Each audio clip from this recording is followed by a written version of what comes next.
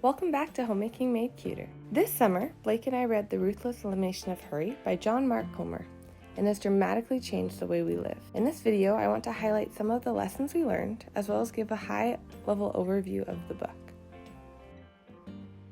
The book is separated into 3 parts, part 1 being the problem.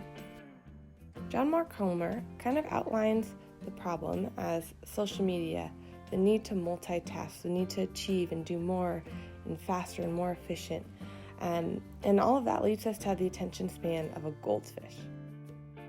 This affects our work, our relationships, and our quality of life. He parallels it showing how Jesus was not in a hurry. He took time to prioritize prayer, and he was often eating meals with others. He shows how hurry sickness is actually a disease. Symptoms of this disease include irritability, hypersensitivity, restlessness, workaholism or nonstop activity, emotional numbness, out-of-order priorities, lack of care for your body, escapist behaviors, slipping of spiritual discipline, and isolation. He goes on to quote Jesus saying, "What good is it for someone to gain the whole world, yet forfeit their soul?" He then moves on to part 2, the solution. Pretty quickly, he shares how the solution is not more time, despite what we may think. Advances in technology freed up so much time, but we still find ways to use up our time. Even if we were given an extra 10 hours a day, we would find a way to fill it up and still be wanting more. He urges us to become apprentices of Jesus. He shows how Jesus lived a slow-paced life, and he did face hardship, but he also had great joy and peace. He says Jesus doesn't offer us an escape, but he offers us the equipment to navigate this life in this world in a more effective way. He goes on with a trellis example. We need structure in our lives, especially as Christians, to grow in our faith of God and Christ. Otherwise, it will fall to the wayside. The trellis is not there as a set of strict rules, but is there to help us not just produce actions, but produce fruit. Fruit that is rich and worth living for. He goes on to talk about how in life we say yes to so many things and end up having to say no to the things that are really important. He wants us to flip the script. Jesus said no to so many people because he knew his priorities that he would say yes to. He urges us to decide what do we want to say yes to, and then to say no to everything else. He hones on how Sabbath was simplicity before it was cool, and how nowadays a lot of us say we don't have time to do this or that, observe the Sabbath, to spend time with God. But in reality, how many hours do we give to watching TV, to scrolling social media?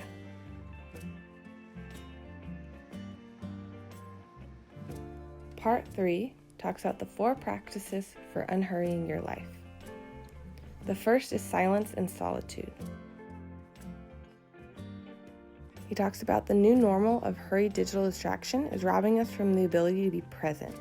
Present to God, present to other people, present to all that is good, beautiful, and true in the world, and even present to our own souls.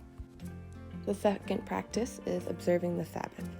He talks about how the Sabbath isn't a specific way to observe this day off, but really the Sabbath's going to look different for everybody. The point being that you slow down enough for your body to catch up with your mind, or your mind to catch up with your body, and to really see God's goodness in everything around you. From family that you spend time with, to nature that you are out in, to your thoughts that you have time to process. The third practice is simplicity, which he interchanges with the word minimalism. It's not about living with nothing, but about living with less. One quote for simplicity is from Joshua Becker. Simplicity is the intentional promotion of the things we value most and the removal of everything that distracts us from them. The other quote or definition comes from Richard Foster and Mark Scandrett. Simplicity is an inward reality that can be seen in an outward lifestyle of choosing to leverage time, money, talents, and possessions towards what matters most. Last but not least, the fourth practice is slowing. He gives a lot of different examples of how we can practice slowing tangibly in our lives, whether that's driving the speed limit or in the slow lane, showing up 10 minutes early for an appointment and not playing on our phones. He gives a lot of practices so that we can tangibly see the effects of slowing in our lives. One quote that kind of stuck with me and I felt like was a mantra for this book was from 1 Thessalonians 4:11. Make it your ambition to lead a quiet life.